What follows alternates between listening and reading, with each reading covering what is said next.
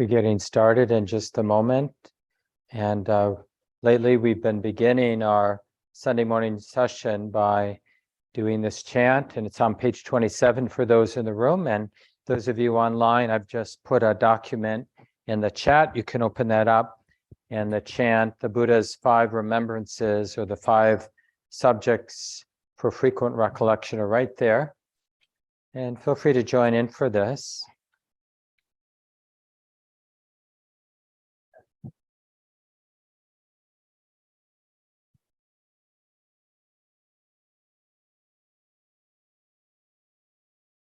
And you can even take a moment and look through.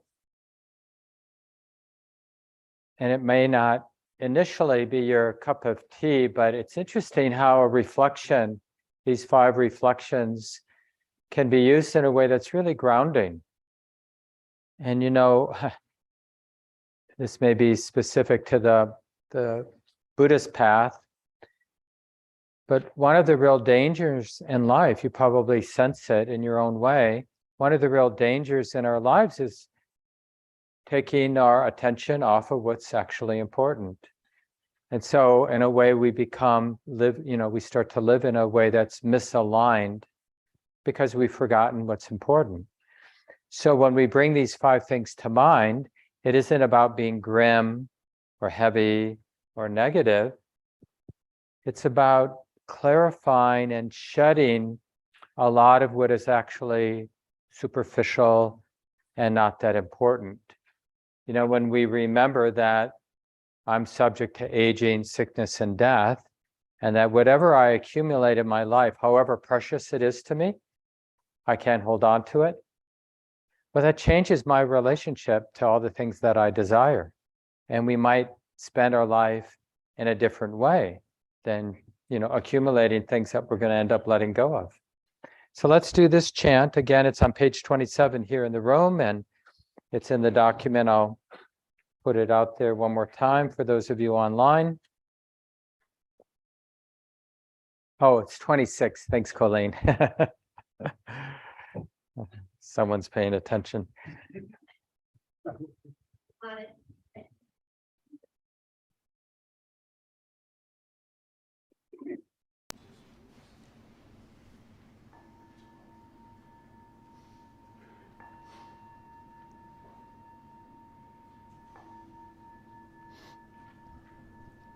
5 subjects for frequent recollection. I am of the nature to age. I have not gone beyond aging. I am of the nature to sicken. I have not gone beyond sickness. I am of the nature to die. I have not gone beyond dying. All that is mine, beloved and pleasing, will become otherwise, will become separated from me. I am the owner of my karma, heir to my karma, born of my karma, related to my karma, abide supported by my karma.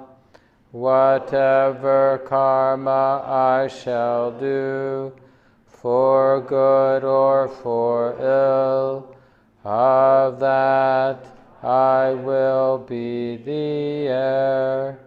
Thus we should frequently recollect.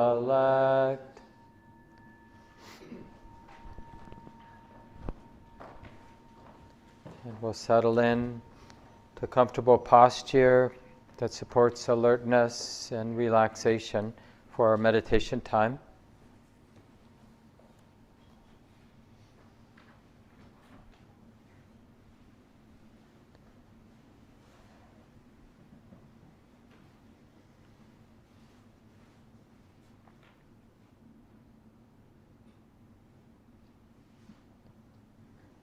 And of course, the first thing we'll notice is the very simple truth that this heart or mind is sensitive. So acknowledging and opening to this truth of sensitivity.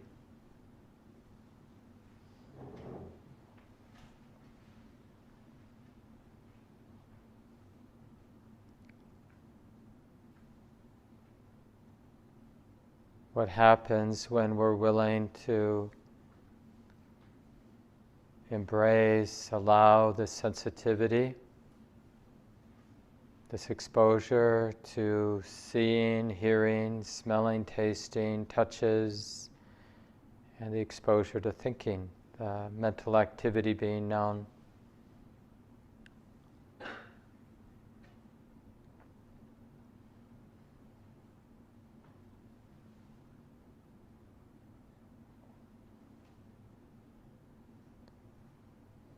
This is really the definition of being alive, being a human being, is this exposure to sensitivity through the 6 sense gates, the 5 physical senses, and the 6th is the sense gate of mental activity.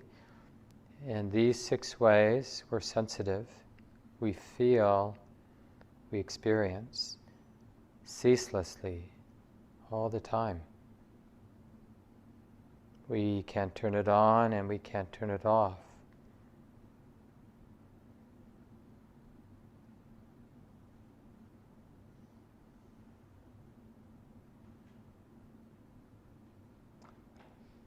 In a way, meditation time, formal meditation time,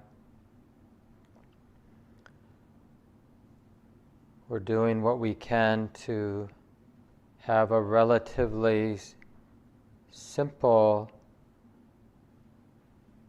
movement in these 6 ways that we're sensitive. So most of us have our eyes closed, but still there's visual experience being known, even with the eyes closed. And hearing is being known, exposed to the experience of hearing. And the great number of sensations that are coming and going, and this exposure to bodily sensation. And to a lesser degree, perhaps smelling and tasting. And then, of course, there's this exposure to all the mental activity, all the emotions and thoughts and perceptions and any aspect of the mind and what the mind creates, that's also being known.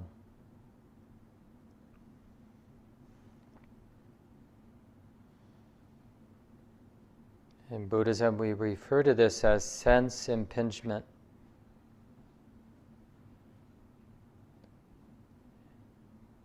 And learning how to be wise and kind and peaceful, we have to harmonize, we have to be honest with this exposure, the endlessness of hearing and sensing body sensations and noticing mental activity.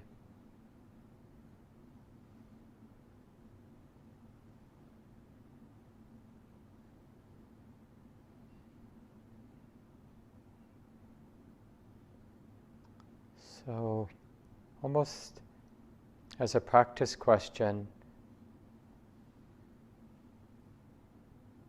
what is it like if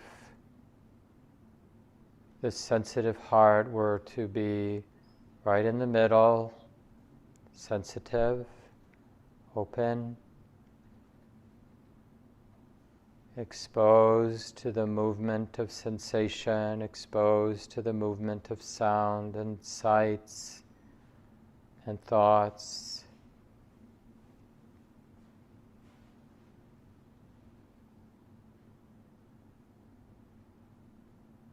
But learning how to harmonize, learning how to allow whatever's coming and going in terms of sense experience, sense contacts, just letting them come and go.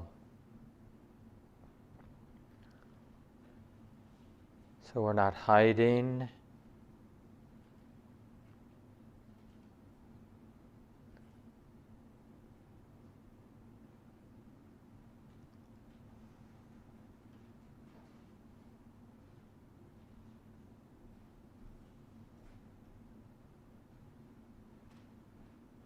And whether this movement of experience, of sensation and thought and sound and sight, whether it's pleasant or unpleasant or sort of neutral, we just let that be recognized for what it is.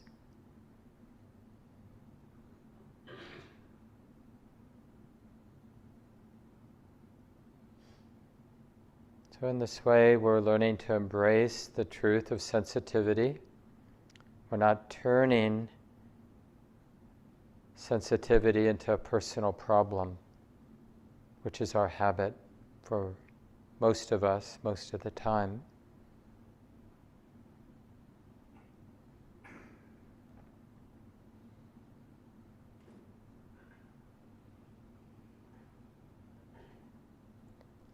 And if you need a little bit more structure for this way of practicing, you could simply tune in to that simple rhythm of breathing in and breathing out that's happening in the body.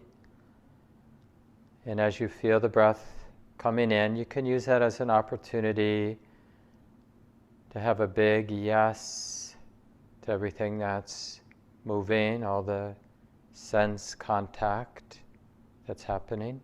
A big yes, it feels like this is being known, this is being felt. And with each exhalation, practicing, allowing, trusting these sense experiences and thoughts and whatever to come and go. So a yes to whatever's moving with the inhalations, and willingness to allow, to trust with each exhalation. So with the yes, we're learning to trust the exposure or the vulnerability. And with the allowing, we're learning how to be free with the exposure, allowing everything to come and go. Not having to fixate, not having to have an opinion, and not having to control anything. So just do the best you can, and we'll continue in silence now for a while.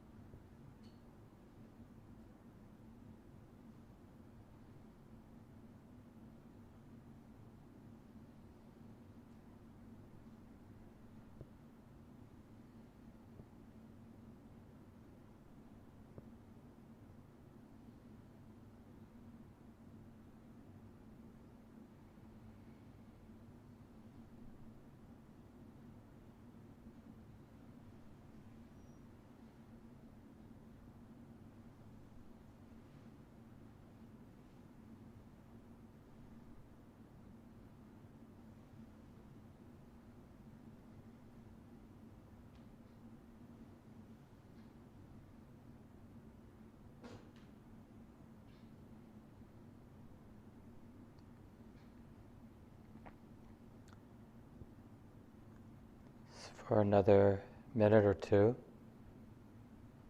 Just two things. There's this exposure to sense experience,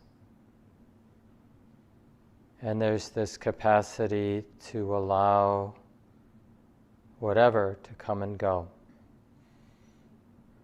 This capacity for relaxation with this exposure, a trusting and allowing.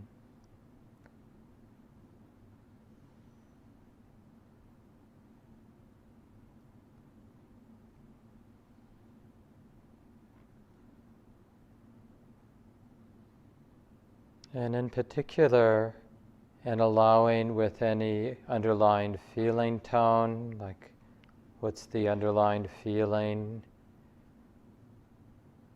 Can this be okay just to be feeling this feeling? Allowing it to move too.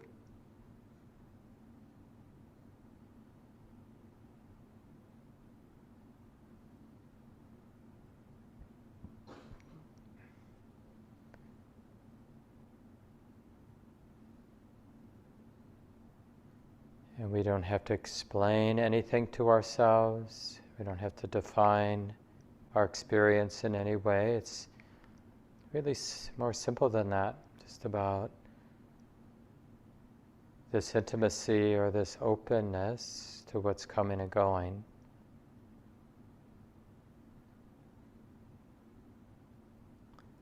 And when there is resistance or the mind is reactive in some way, body gets tight,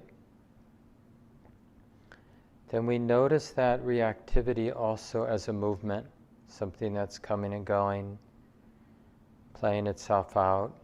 It's like this, it feels like this.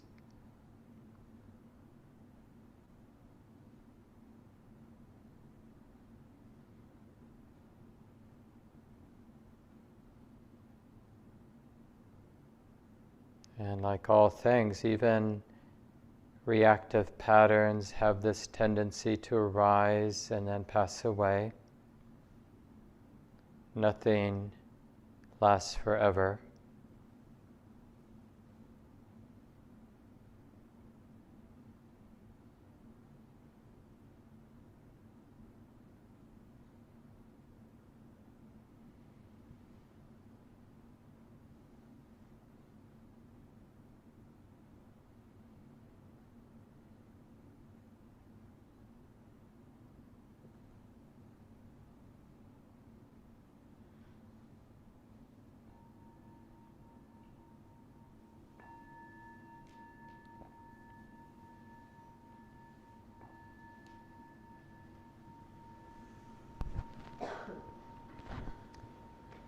And take a little time, adjust your body so you'll be comfortable in your sitting posture. Big welcome to everyone here in the room and everyone online.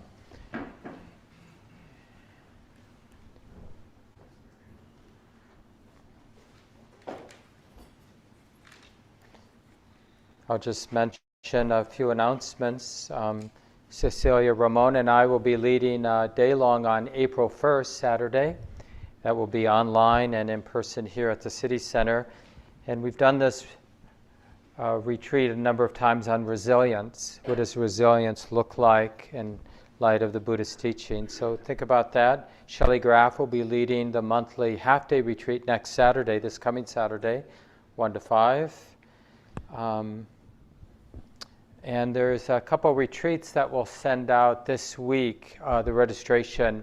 One, I believe over the weekend of the 15th that Ramesh Sairam and I will be leading. And then the following week, Gabe Keller-Flores and I will be leading a retreat both at the City Center, or at the Retreat Center. So keep that in mind if you've been wanting to get out to the Retreat Center. And that first retreat with Ramesh will also be available online for the Zoom community.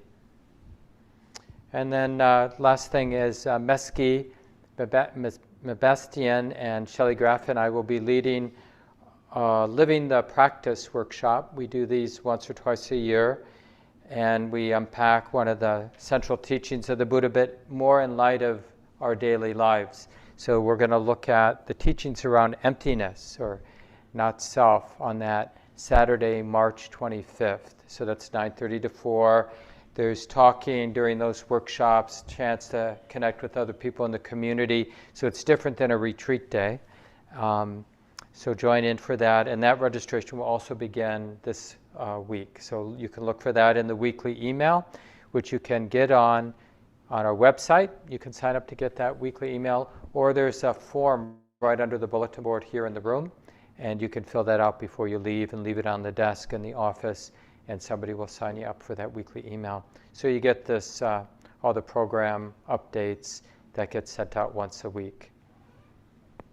And most of you know that the center operates on this old ancient Dharma principle, but it's really not just about Buddhist practice. It's a really useful way to think of all of our relationships, not just your relationship with the meditation center, but to sense, like with our marriages and our pets and our children and our sisters and brothers and parents and colleagues at work, every single relationship we can sense as a circle of giving and receiving.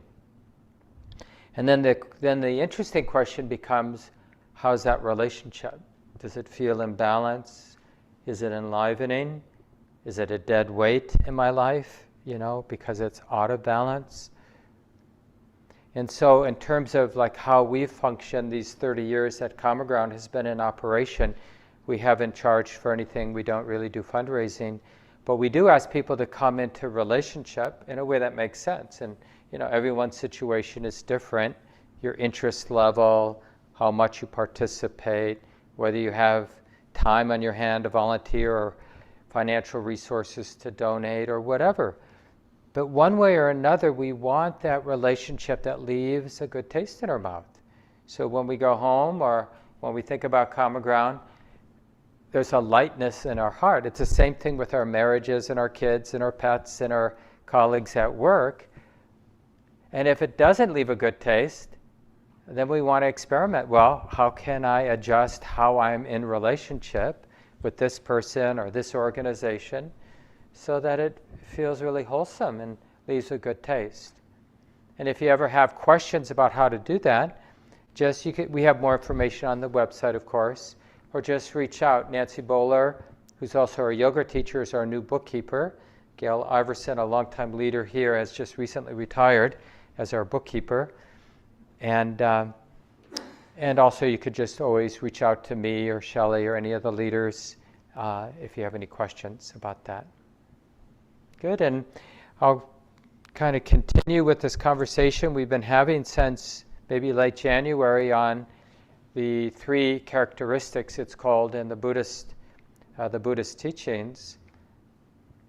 And I mentioned in the guided meditation that one way to understand, like, what is it to be me, what is it to be human, or alive, or have a life, a mind and body, is the kind of dominant thing is we're sensitive. And it's kind of nice as you live your life today and do your sits, and just to highlight, like, that's actually, in a way, useful way, the most relevant thing about what's happening right now. There's sensitivity, right? There's an exposure, or you could even say a vulnerability. Like, even if when I close my eyes, I'm vulnerable, I'm exposed to the sensitivity of seeing, right? Can you stop yourself from hearing right now? Even if we plug our ears, we still hear. It's just then we hear that sort of background buzz. And then faintly other things. Same thing with our body. You can even, one of our leaders here, Richard Bonk, is sort of like one of the great experts on those flotation tanks. I don't know if you've ever done that. I've done it once. Richard helped me get a chance to do that once. You lie rather in salt water that's so concentrated that you really float, and you're in a dark space, in a quiet space, and the water temperature is about the temperature of your body, so it's not too cool, not too warm, and sensory deprivation. But still, you're feeling all kinds of sensations when you're there in your body. And for sure, the exposure to thought and any of those other mental activities, that doesn't cease. It doesn't even cease when we go to bed at night, right? Just keeps churning along like one of those little waterfalls that just spews water. That mentality, it's just like images, thoughts, emotions, just, have you noticed? So when we don't think about this, but when we're invited to, what does it mean to be me, to be alive, to have a mind and body? And one good answer to that question is, it means being sensitive to these 6 things: seeing, hearing, smelling, tasting, touching. So these are the 5 physical senses. But in Buddhism, we add a 6th sense gate, a 6th way we're sensitive, and that's the movement of mental activity, because we're also sensitive to that, right? Thoughts are being known in the same way that sights are being seen and sounds are being heard and sensations are being felt and smells and tastes are being smelt and tasted.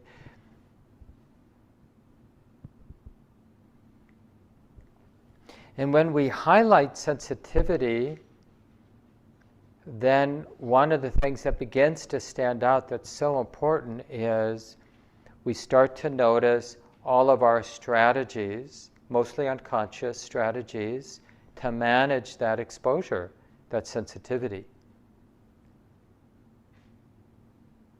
And like I was saying, inviting people, yes, like yes with the in-breath, but yes, there is this exposure, there is this vulnerability, these sense contacts, sense impingement is being known, is being felt. And then with the exhalation, allowing. So allowing is different than the sense that everything I see, everything I think, everything I hear, everything I feel as a touch, I have to have an opinion about, I have to categorize, I have to react to. But we can practice sometimes just to see that it's an option, being completely exposed as we are as humans, sensitive humans, vulnerable to whatever's showing up, coming and going. But find a way to be relaxed and trusting and allowing whatever that is that's coming and going to come and go. So we could say being free, being at ease and free with the exposure. It's like you step into a cold lake because you want to go for a swim, but it's cold, like Lake Superior is cold, but you really want to go for a swim, and as you walk in, it's like so much of the conditioned impulses is to resist the coldness. Like you notice how you start standing on your tippy toes? You take a step in, but you actually get higher because you're going on your toes.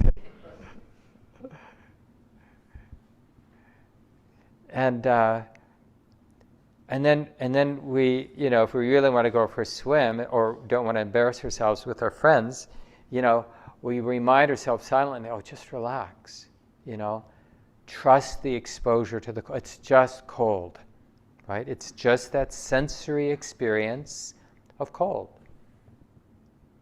And this happens all the time, whether it's with temperature, some physical sensation, or a sound, or a sight. And it's not just the unpleasant stuff. It's like when it would be great if we could do an experiment right now, like snap my fingers and everybody would have in front of them the kind of food that for you is most delicious, that you most want now, right? And so it's there in front of you. And, probably what we'd notice if we cultivated some mindfulness is we'd start getting tight, like tight that I want to eat this now. Or if you already started eating it, you didn't wait for the group, then tight around wanting it to last, wanting it to always be this way, or wanting the second and third and fourth tastes to taste as pleasant as that first taste. Because you notice when you have something you like to eat, the first taste is the best, or the first couple, right? And then it doesn't kind of match up the later taste. And eventually, you're kind of sated. You kind of eat it because it's your habit. Like, I know I like this, so I should probably eat it. But you're not actually desiring it anymore at some point if you have enough of it. How many Dorito chips? Right? And then there's that middle point where, do I still want to eat this? So let me see, Do I still want to eat this? Let me see. And we keep doing that. Like, I'm not sure, this might be pleasant, but we're too busy kind of in our thoughts about things to actually check, like, how does it feel to be eating this now? Is it actually satisfying, or is it uncomfortable and unpleasant? In which case, maybe I should cease, right? Put the bag away, or put the food away.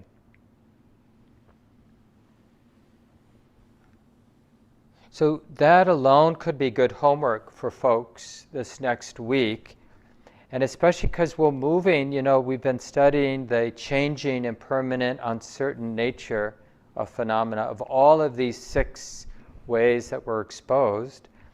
And another facet of that, related facet, is the unsatisfactory nature. So whatever touch we feel, sight we see, sound we hear, thought we think, emotion that arises, no matter the sense experience, the sense contact, we can't make it something that's satisfying in a lasting way. Gratification, even the best, most satisfying gratification, getting what we want, getting rid of what we don't want, is ephemeral. Like when something is really difficult in our life, and we'll make that, commitment, sometimes depending on how we think about things, to God. We'll say, you make this go away and I'll be good forever, or something like that. Turn my life around, or sell my first child. Just make it go away. And but the thing is that amazing gratification, like I had a lot of pain, I mentioned in one of the talks early in January, and it slowly faded this month of February. It was pretty bad in January. Maybe some rib or the muscles between the ribs got strained, but it was really painful, hard to sleep, and really excruciating whenever I'd cough or breathe deep or sneeze or something like that. And it really feels like when this goes away, it's like, I'll be so happy. And when the first few days I noticed, I really had the sense, it's not getting worse, I believe it's getting better, right? There was some inflation, some joy, some like, I'm not going to die. But that was pretty ephemeral. And now it's still getting better, it's still retreating, that I can still feel it, but it's not significant now. And when I think about it, I'm a little bit happy that it's not like really bad like it was in January. But it's back in January, I thought, if this gets better, it's going to be so great to be healthy again. But it's not a big deal. So this is true with a lot of it. Some of you have gone through a really painful divorce, for example. And it was like, when I ever get through this, or a painful loss, whenever this grieving kind of heals to some degree. So this is just interesting about sensitivity. There's a basic lie that we rarely bring into full view. And in Buddhism, we talk about it being around what we call feeling tone. And we make that phrase feeling tone because the word in English feeling has so many different meanings. But you can use feeling, but in the way we're talking about it here, we're really talking about the pleasantness, unpleasantness, and neutrality of sense contact. Every single sense contact, and in any moment, there are so many sense contacts, sights and sounds and smells and tastes and touches and thoughts. And all of that, in a sense, is touching something that's really sensitive. I always use the example, I grew up as a Catholic, and I had these statues in my bedroom of St. Francis and St. Joseph and Mother Mary, and they all had their hearts, sitting out. And I always mention, because it's a very powerful spiritual image, this heart, which we know we're so dependent on, to have it outside of the body. I'm assuming most of you know what those statues and photographs or paintings look like. And I'm not sure who had the idea, what artist, had the idea to draw or sculpt these religious figures in that way. But it's powerful, like to think of somebody with a lot of spiritual power, but so vulnerable, so sensitive, right? So we want to cultivate that kind of sensitivity. We want to highlight it, because then it makes us really interested. Well, what is it, that experience of being touched, of that feeling tone, right? What is that? And what's the skillful way for me to be relating to that endless feeling tone that I'm feeling? Like, what's the feeling right now that we're feeling? Different for each of us. What's the underlying feeling tone now in the heart? Pleasant-ish, unpleasant-ish, neutral-ish? If you don't know, it's probably in the neutral-ish category, right? Sort of, kind of okay. Not obviously unpleasant or obviously pleasant, but it's still there. And what would it be like those statues, that move through our day and when we're sitting, doing our meditation practice, highlighting that sensitivity? Normally, we think of that as like a burden, that we're so sensitive. And maybe this, I don't know if it's true for everyone, but a lot of us have a sense of like, if only I weren't so sensitive. How can I have an outer shell, some armor? I need some armor, because and there's some deep truth to that. It is not easy to be sensitive. But when we cultivate, we're not actually cultivating the sensitivity, we're cultivating a relationship to the sensitivity. There's no choice about the sensitivity. But there is a choice about whether we're going to choose to be aware of it, or whether we're going to, because of the way we've been conditioned, hide it, bury it, armor it, turn away from it.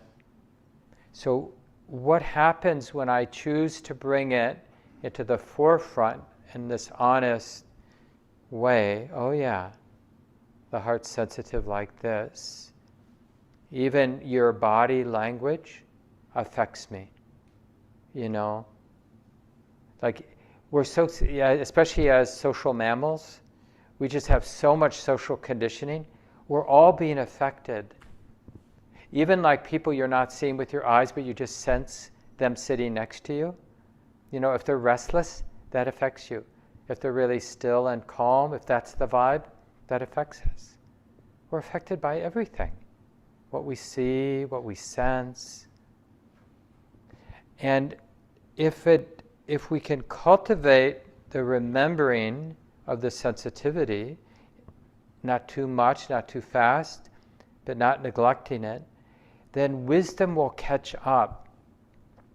The wisdom that knows how to be okay with the exposure. If it gets out of balance and there's too much, we're sensing too much, and the wisdom hasn't caught up to the exposure, then we do what sensitive human beings do when we don't have a lot of understanding and resilience in that moment. We turn away, we bury the pain, the exposure, we blame. There's all kinds of things we do, and this would be those of you who are going to stay for the small group. We have small groups for those who are new, both the folks online and those in the room.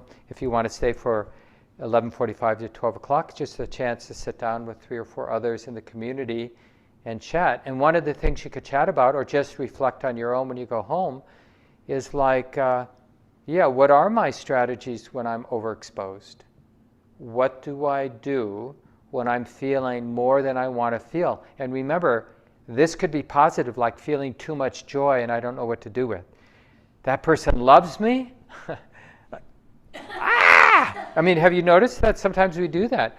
I won the lottery, I got hired, whatever, this person wants to hang out with me. And it's like, we don't know what to do with that good feeling sometimes. And what we do in our Buddhist practice is we highlight sensitivity as a way of supporting the growth, the deepening and widening of the wisdom and love that knows how not to be afraid of the exposure. Because that's how we uncover the wisdom. Like, I want to be able to be in the dying process without freaking out, or I want to be able to really show up for my loved one who's dying or sick or in a difficult place and not be tight, or whatever those difficult or interesting or intense experiences that come with being human and having a life. I want to be able to be intimate and relaxed and responsive and engaged, right? So, but wanting that doesn't make it happen. What makes it happen is practicing being intimate, where we feel safe enough to see, like, what is that understanding that allows me when I'm in a situation where I feel like closing down, I feel like turning away, I feel like blaming, controlling, managing, but I don't take the bait. I just stay right there in that place of sensitivity, exposure. And I see all the different impulses, but I don't grab a hold of the first 10, which are probably reactions out of aversion or greed, holding on to what's good, wanting it to last. But I wait to, because we're developing this capacity just to be in the exposure and to be relaxed and to be interested and to feel what we feel, then we start to notice wiser responses because we're not afraid to be in that place. The example I give sometimes just in my job, these 30 years, I get invited sometimes when people are dying, to help the family just show up. And, it's not like I've got training or there's some magical answer of what you say to people who are the person who's dying or the people who are losing the person they love. But what my practice has taught me is to be open. So I can go there and I can feel the impulse to want to manage the situation or want to not look like a fool in the situation, look like I know what I'm doing, or all the different kinds of impulses that not want to be there. How can I limit how much I have to be here, And I can feel all those impulses and no, they're just those impulses. That's part of what we're sensitive to. That's the sixth sense kit, right? Mental activity. I don't want to be here. Oh, that's a thought being known, a thought and an emotion being known and felt. That's all that is. I can be exposed to that. I should have something wise to say. Okay, that's a thought being known. And we can really hang out in that space with practice.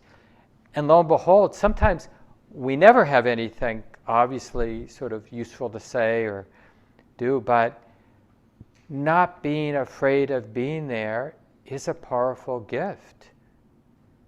Just knowing how to be there and feel everything that's moving. Because in a way we're modeling for the person in the dying process. And you can extrapolate this to any situation. It isn't just about showing up when someone's in the dying process, right? any challenging situation that you might be showing up for. But we're modeling because everybody, like in this case, the person who's dying, the family who's grieving the loss and not wanting their loved one to have pain and not wanting them to go away, we all have to learn how to be exposed to what we're exposed to and let things move. Because causes and conditions, the circumstances of our lives, they just keep moving and they never cease moving. Things come and go. Things come and go. And that's that river of sensitivity, just the exposure to life, flowing, moving. Oh, it feels like this now. And remember, it doesn't prevent us from doing things and saying things, right? So if there's an impulse that arises to say something, then because I don't have to say it, because I know how to just feel that impulse, but it doesn't mean I won't say it, because it might be a useful, generous thing to say or do. And we say it, and then it's sort of a dud, and we'll feel that. Oh yeah, that wasn't helpful. Or we say it, and it was like a great, useful comment, and then, oh yeah, okay. Any praise or any kind of pride, oh yeah, that's the next exposure. Now this is happening. And that's just the next thing that's coming and going. And this will help us, this emphasis on sensitivity, it will really help us with the three characteristics which we're talking about: the changing nature, the unsatisfactory nature, and the impersonal nature.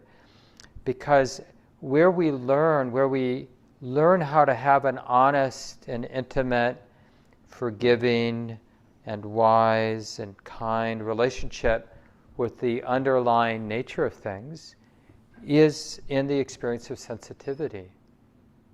That's the thing about pleasant experience and unpleasant experience and neutral experience. You know, when we're in pain, whether it's mental, emotional pain, or physical pain, it doesn't last that long in the great scheme of things. I mean, I know there are people, some of us have had chronic pain. Certainly grief can seem to last forever. But even when we're in the thick of physical pain or emotional pain, it's alive. The idea we tell ourselves is that there's this dead weight, this sadness, or this pain in my rib or my back or whatever. The interpretation can look like this huge edifice of pain, but the actual experience of being sensitive to physical, emotional pain or whatever the sense experience is for us, it's very alive with change. And any way we might conceive of myself who needs to hold on to the pleasant or get rid of the unpleasant, that conception itself is heavy, is dukkha, we say. That's what's unsatisfactory. Not that as a human being we're exposed to ceaseless pleasure, pain, and neutrality. That's actually not the problem. We think it's the problem, I get it. But you might find that that's not the problem. The problem is that attachment that I think I should have the pleasure forever, and I think I should be able to get rid of the pain when I want to, and I shouldn't be bothered with neutrality because it's neutral and who cares, right? I just want pleasure and to get rid of the pain. And so we have we don't see this, but when we start studying sensitivity, it really exposes all of our conditioned habits, like to feel some kind of ownership when we have a pleasant experience. Like I have a pretty nice living situation now. My partner and I, it's the old Common Ground building that Wynn and I bought way back in 1993. And then Common Ground was there for 15 years. And then when the Common Ground bought this building, then Wynn and I slowly, it's an old storefront, turned it into a single-family dwelling, and now after we've been here since '09, so it's been a while, and we fixed it up, and now I kind of feel like I have rights to a comfortable living place. So when something deteriorates, falls apart, it's like, well, that's not okay, because or if Wynn leaves something out in the wrong place, that's not okay, because this is my refuge. I've unconsciously turned the nice living space that I have into a refuge, meaning I think it's there for me, but it isn't there for me. I can't count on it. But I don't know when it's going to fall apart or be taken away from me, but we can't really count on it. Same with a good friend. You expect that person to be the way you want them to be for us, but they won't always be that way, and they won't always be there for us. Or our physical health, we expect it to be there for ourselves. But it's not really a refuge. It's certainly nice when we have a nice place to live and have a good friend and have good health. It's not nothing, but it isn't what we mean or need as a refuge, because the only refuge that's a refuge is a refuge that's not conditioned. It's not really a refuge if it comes and goes, if it's not dependable, right? So what ultimately is dependable? And the nice thing about highlighting sensitivity is we really get clear about what's not dependable. And we don't like to hear this, but what's not dependable? Sense experience. Any sense experience is not dependable, because sense experience, if we pay attention to our own experience, is like a river. It just keeps flowing. It never, ever, ever stops. But our thoughts, our interpretation, make sense experience seem like it's a fixed thing. My health, my place of living, my job, my friends. See, the way we think, it sounds pretty solid, pretty permanent. My friends. And I got the mental image, and I got the interpretation, like that person. And it sounds like these things are fixed, and that's why we feel so betrayed when our houses burn down, and our friends go away, relationships break up, our little sweet children grow into teenagers, or whatever, the big changes there are. And, that wasn't a refuge. I thought it was going to be there for me, my health. And then we realize, no. Or my youth. I thought my youth. There's some students, Carol Ann students from the University of Minnesota here today. So I'm assuming you're young. And it's like the part of when, if we remember, if you can, remember way back when you were young adult, it's like, it's really hard. I mean, intellectually, if someone asks us a multiple choice question, will you grow old? Never, possibly, yes. We'll probably answer yes. But it doesn't seem like the vigor of youth.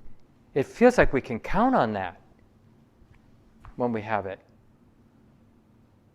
And then when we lose it, like, you get COVID and you're out for the count for a while, or so many people, have long COVID symptoms.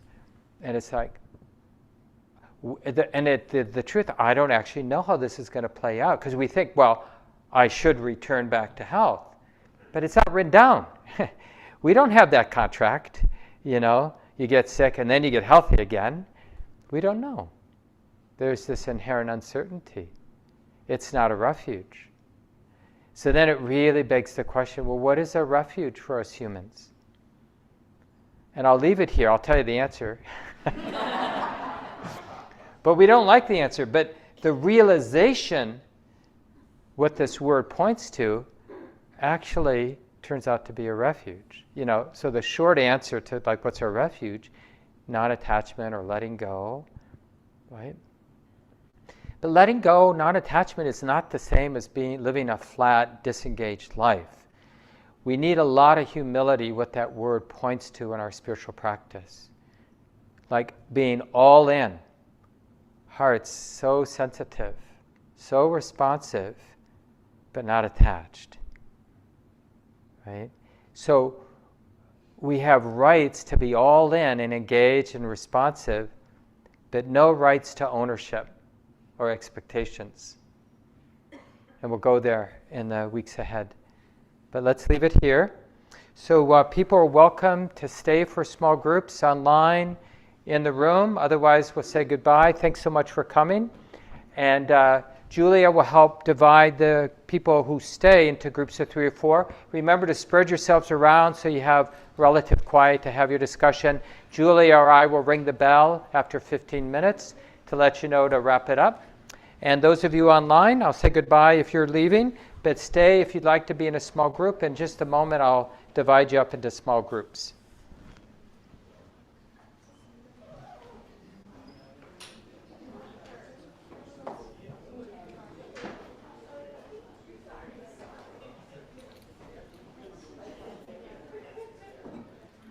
So it looks like we have about 24 people online. And I'll